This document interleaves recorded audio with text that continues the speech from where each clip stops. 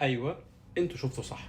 زمان واحنا صغيرين كنا بنتمنى واحنا بنتفرج على اي كرتون ان احنا ندخل جوه التلفزيون عشان نعيش مع الكرتون، زي ما انتوا شفتوا ليتل ميرميد، عروسة البحر. تخيلوا ان احنا نسافر عشان نشوف عروسة البحر. هي عروسة البحر دي قصة حقيقية؟ هو في فعلا عروسة البحر؟ خلينا نشوف مع بعض في رحلة راس السنة. هنروح نشوف عروسة البحر ونعيش اجواء جميله جدا هننبسط فيها خطوه بخطوه مع بعض. فوق كل ده هنشوف كمان الاورورا بوريال.